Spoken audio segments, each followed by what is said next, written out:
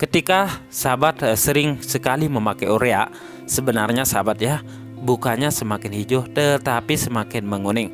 Dengan memakai pupuk ini sahabat ya, tanaman padi kita akan menjadi hijau royo-royo ketika kita spray memakai pupuk ini.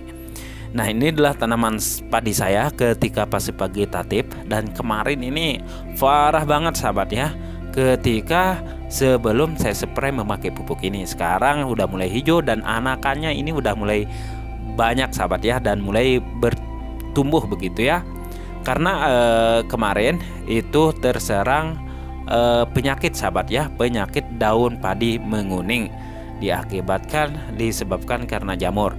Dan ketika sahabat memakai pupuk urea yang berlebihan, bukannya semakin hijau sahabat ya, tetapi makin menguning dan makin parah, dan anakannya itu makin sedikit dan terjadilah asam-asaman.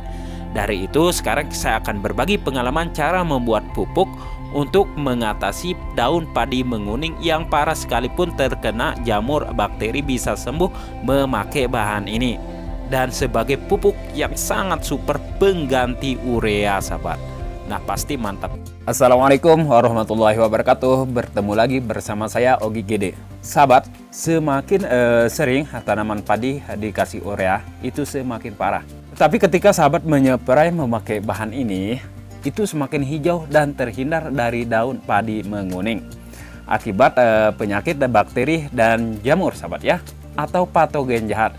Nah, ini adalah pupuk penghijauan daun pada tanaman, termasuk untuk tanaman padi maupun untuk tanaman cabai di fase vegetatif untuk penghijauan daun. Sehingga ketika kita menggunakan bahan ini, itu penyakit pada tanaman sembuh total. Oke sahabat, ini adalah santan kelapa yang besar sekali manfaatnya untuk tanaman.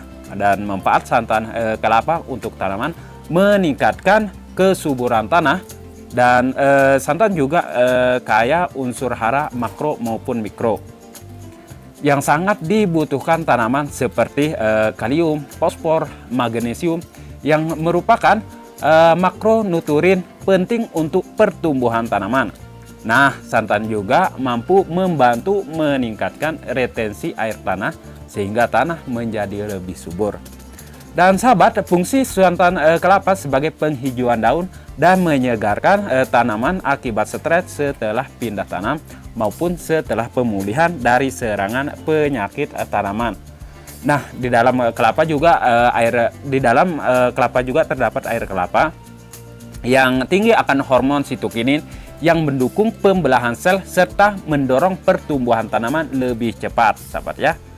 Nah sahabat, nggak panjang lebar. Oke, untuk cara pembuatannya yang kita harus sediakan adalah pertama-tama adalah kelapa tersebut. Di sini kita siapkan kelapa 1 biji ya sahabat ya. Nah, kelapa ini seperti yang saya bilang itu tinggi unsur hara seperti magnesium dan juga fosfor sehingga mempercepat anakan padi kita sahabat ya.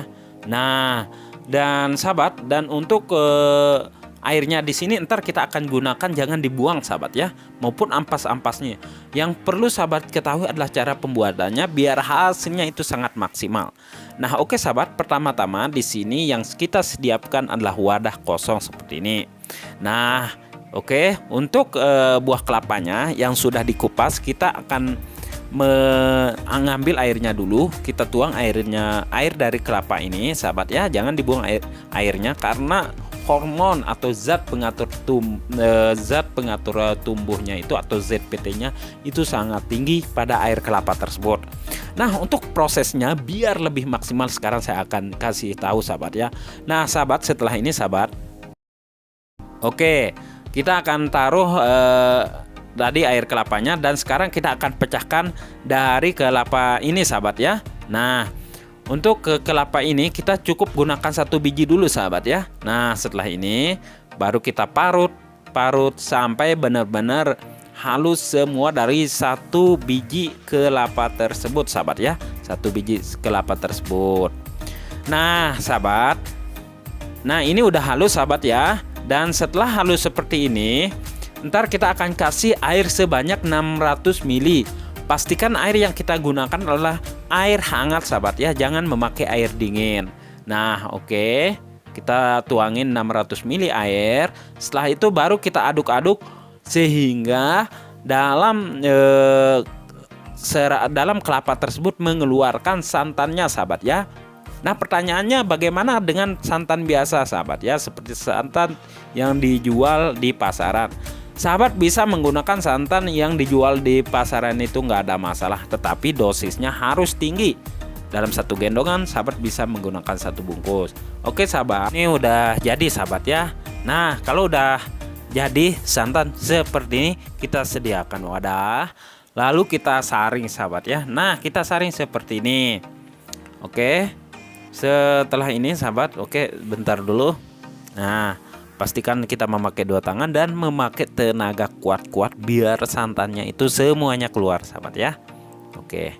Nah, setelah ini sahabat, ntar kita ambil dari air kelapa tersebut yang tinggi hormonnya itu. Nah, ini di air kelapanya langsung kita tuangkan seperti ini sahabat ya. Oke, kita tuangkan semuanya. Nah, baru kita goyang-goyangkan sedikit pelan-pelan aja sahabat ya. Baru kita masukkan ke dalam botol. Ingat, untuk 1 biji kelapa itu sahabat bisa gunakan air kelapanya itu semuanya. Dan ntar setelah menjadi santan sahabat ya, baru dicampur bersama santan tersebut yang sudah jadi sahabat ya. Nah, ini dia udah jadi. Oke. Nah sahabat, setelah ini kita bisa melakukan fermentasi selama 1 minggu. Sahabat bisa menggunakan Yakult atau bisa memakai IE4 sahabat ya. Untuk IE4 ini sahabat bisa menggunakan 100, maksud saya untuk IE4 sahabat ya, sahabat bisa menggunakan 20 ml per 600 ml santan ini dan lakukan fermentasi selama 15 hari.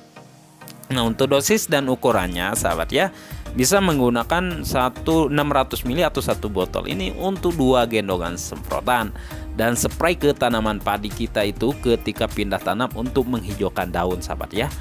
Nah, pertanyaan apakah bisa langsung diaplikasikan? Bisa sahabat, tetapi tunggu dulu 2 hari 3 hari baru bisa langsung diaplikasikan pada tanaman padi biar hasilnya lebih jos maksimal.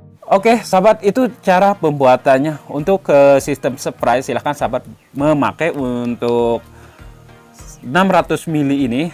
Sahabat bisa gunakan 2 gendongan semprotan atau bisa dibagi 2 maksudnya ya. Berarti 600 ml sahabat bisa menggunakan ke 30 liter air begitu ya. Dan silakan spray ke tanaman setelah pindah 7 hari setelah pindah tanam ya, terhindar dari penyakit termasuk patogen maupun bakteri jahat yang ada pada tanaman, termasuk untuk tanaman cabai yang tingkat stresnya itu tinggi. Itu saja sahabat ya, semoga bermanfaat. Berjumpa lagi di video selanjutnya. Assalamualaikum warahmatullahi wabarakatuh.